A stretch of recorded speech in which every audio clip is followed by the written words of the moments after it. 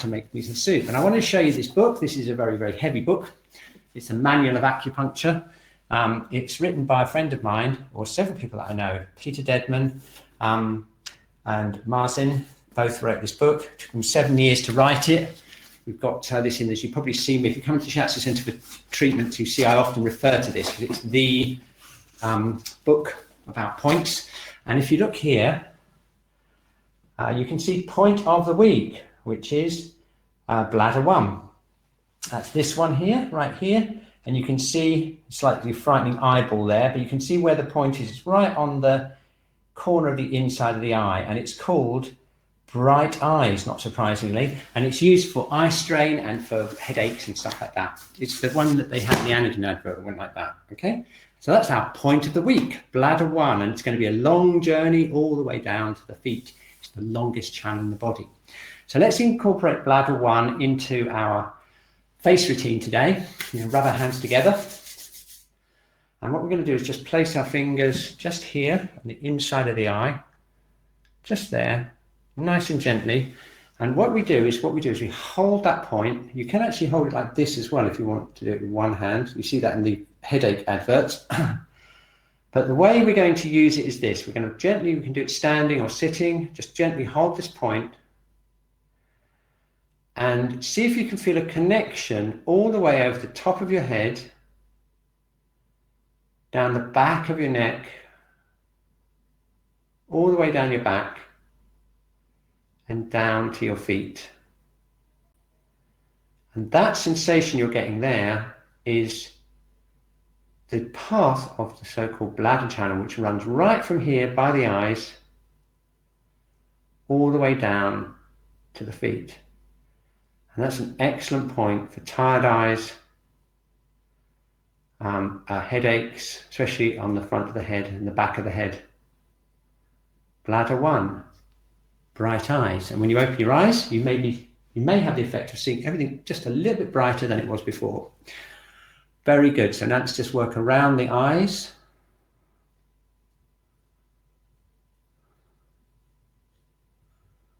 We work the forehead. Actually, the bladder channel runs up this way. So we're going to catch it working here.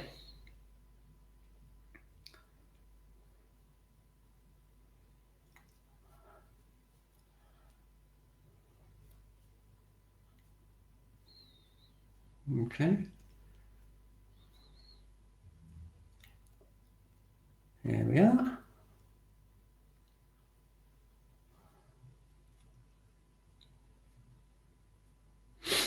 Working around the sinuses here.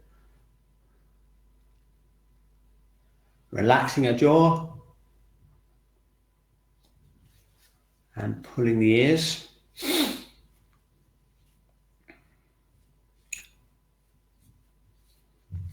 Okay, and washing our face. Oh, very good. Okay, so we've done this forehead one. So if we go over the tapping over the top of the head here, we'll get the bladder channel.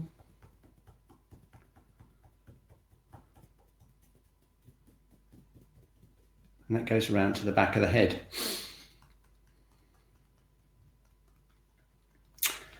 Okay, now you remember on the legs, we have the stomach channel, the gallbladder channel, and the bladder channel. They're on the front, the sides, and the back of the legs. Well, they're on the head too, because they go all the way around like this, down the head. And they're a really good way of connecting us to the earth, all the way from the top of the head down to the earth.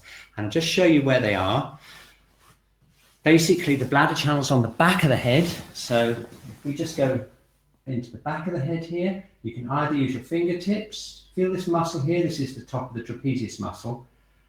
We can actually press down here, or you can squeeze it with the heels of your hand like this.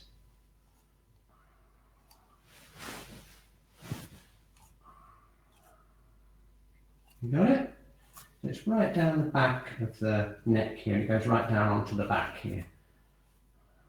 Okay, so that's the bladder channel. That's one that runs down the backs of the legs, all the way down the spine, down to the feet.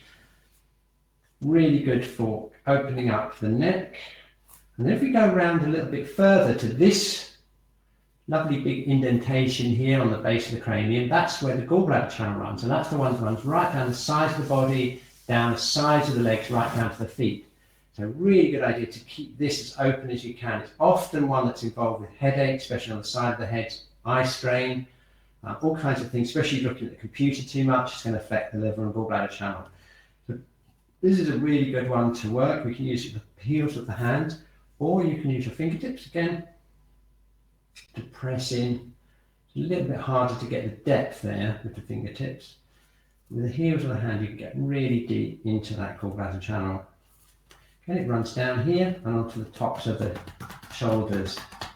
It's really worth giving the tops of the shoulders a little bit of tapping as well, just to get all that energy moving down.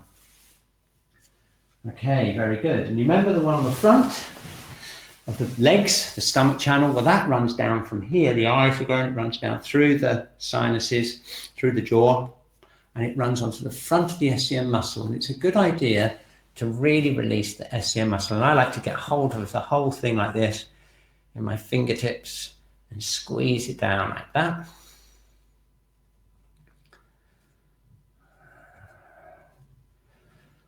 And that's all the main yang channels of the neck that go into the legs. And the reason we're doing them especially today is because we want to get that connection between the head and the feet. Okay? Okay, very good. So now let's do some shaking, some more breathing, and let's see if we can see how we're doing. Okay, so what we want to now is we've got a nice healthy connection with the earth. So let's get really into that. Let's keep those feet open, relax the legs, tuck in sacrum, feel that connection with the earth. And we want a really healthy connection of solidity, but also a feeling of uplift there that's holding us up. Okay, we're going to place our hands on the dantian, relax our shoulders,